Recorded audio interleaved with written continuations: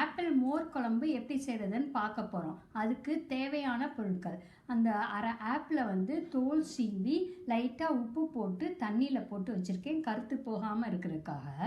அதுக்கப்புறம் அரைக்கிறதுக்கு 5 பச்சை மிளகாய், ஒரு டேபிள் ஸ்பூன் ரொம்ப தேங்காய் திருவினது, அரை ஸ்பூன் சீரகம், அரை ஸ்பூன் மல்லிப்பொடி, கொஞ்சம் பொட்டுக்கடலை, கொஞ்சோண்டு இஞ்சி, இது எல்லாத்தையும் நைஸாக அரைச்சி எடுத்துக்கணும். அந்த அரைக்கிறதோட ஒரு ஸ்பூன் கடலைப்பருப்பு, ஒரு ஸ்பூன் பச்சரிசி, அதையும் ஊற வச்சு அந்த அரைக்கிறதோடு சேர்த்து அரைச்சி எடுத்து வச்சுக்கணும்.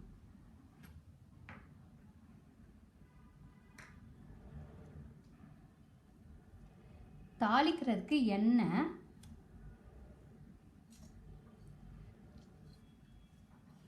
சின்ன வெங்காயம், கொஞ்சம் ஒரு 10 சின்ன வெங்காயத்தை இந்த மாதிரி பல்லாக நறுக்கி வச்சுக்கணும்.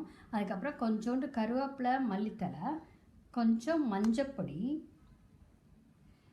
தேவையான அளவு உப்பு,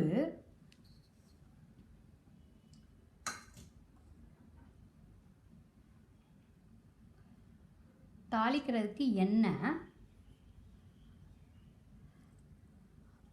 ஒரு அரை ஸ்பூன் மிளகு, அரை ஸ்பூன் கடுகு, 2 வரமிளகா.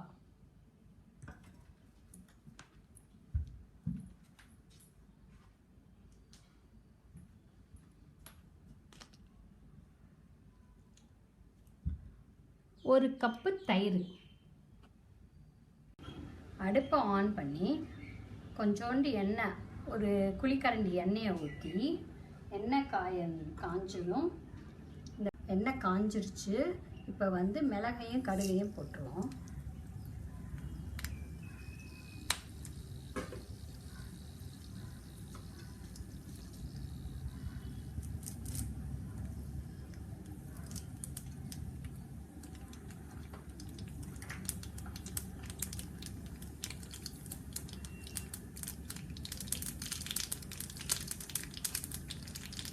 இப்போ கருவேப்பிலையும் வெங்காயத்தையும் போட்டுருவோம்.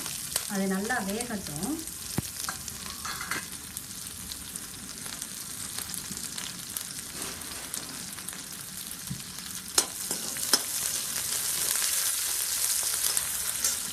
வரமிளகாயும் கிள்ளி போட்டுருங்க.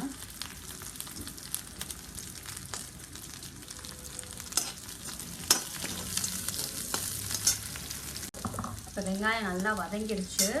இப்போ வந்து இந்த மசாலாவை போட்டு நல்லா திரைக்கிடணும், பச்சை வாசம் இல்லாமல். மஞ்சள் பொடியும் போட்டுருங்க.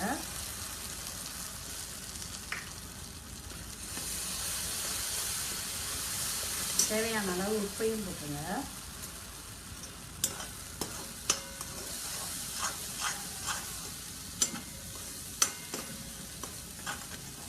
பச்சை வாசம் போயிடுச்சு, நல்லா திறங்கிடுச்சு. இப்போ வந்து இந்த ஆப்பிளை போட்டு ரொம்ப திறக்கக்கூடாது. பூசணிக்காய், வெண்டைக்காய்னா நல்லா போட்டு திறக்கணும். இதை வந்து இப்படி பண்ணிவிட்டு தண்ணியை ஆட் பண்ணிடுங்க. நல்லா கொதித்து வேகட்டும்.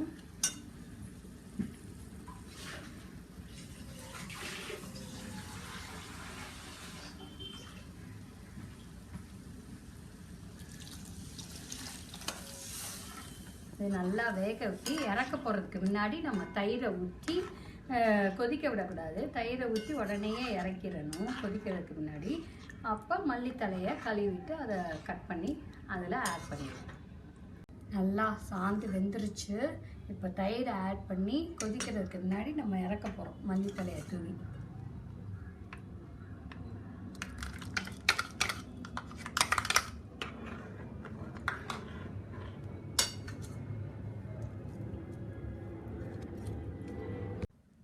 சூப்பரான சுவையான ஆப்பிள் மோர் குழம்பு ரெடி ஆயிடுச்சு.